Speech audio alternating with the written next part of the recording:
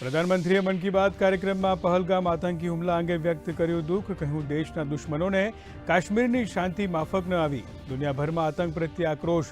પીએમએ પીડિત પરિવારોને ન્યાયનો આપ્યો ભરોસો. કહ્યું, દોષિતોને કઠોરમાં કઠોર સજા મળશે.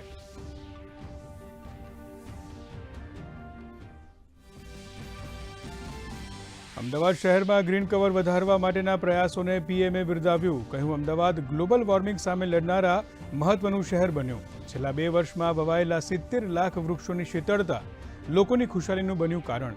તો દેશભરમાં 140 કરોડ વૃક્ષો વાવી એક પેડ માં કે નામ અભિયાનને રચ્યો ઇતિહાસ.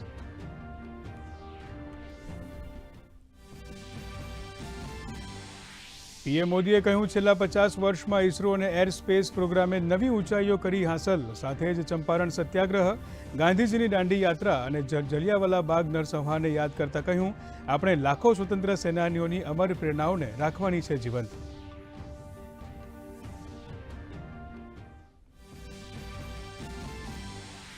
પહલગામ આતંકી હુમલાની એનઆઈએ કરશે તપાસ. સુરક્ષા દળોએ અત્યાર સુધી 10 આતંકીઓના ઘર કર્યા ધ્વસ્ત.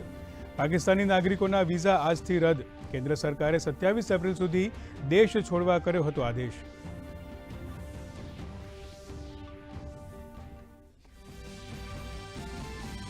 પહલગામ હુમલા બાદ રાજ્યભરમાં ગુજરાત પોલીસનું સર્ચ ઓપરેશન. અમદાવાદ, રાજકોટ, વડોદરા, સુરત, ભાવનગર સહિતના શહેરોમાં તપાસ. અત્યાર સુધીમાં ગેરકાયદેસર 1000થી વધુ બાંગ્લાદેશીઓની અટકાયત. રાજકોટમાં 10, વડોદરામાં 5 બાંગ્લાદેશી મળી આવ્યા.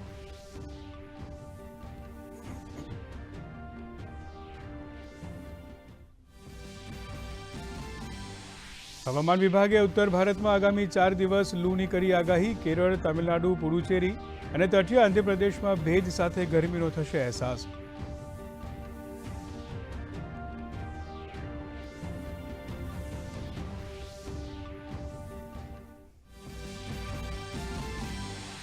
રાજ્યમાં આગામી 6 દિવસ સુધી ગરમી વધવાની શક્યતા. રાજ્યના અનેક શહેરોમાં મહત્તમ તાપમાનમાં નોંધપાત્ર વધારો. રાજકોટમાં 43 ડિગ્રી, અમદાવાદમાં 41.3 તો ડીસામાં 40.8 ડિગ્રી તાપમાન નોંધાયું.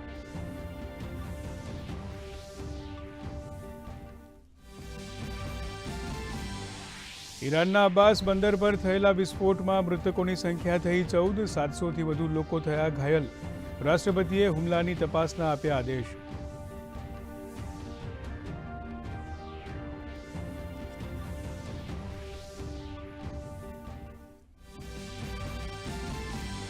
અને આઈપીએલમાં આજે રમાશે 2 મેચ. પ્રથમ મેચમાં મુંબઈ અને લખનઉ વચ્ચે, તો બીજી મેચમાં દિલ્હી કેપિટલ અને રોયલ ચેલેન્જર્સ બેંગલુરુ વચ્ચે ટક્કર.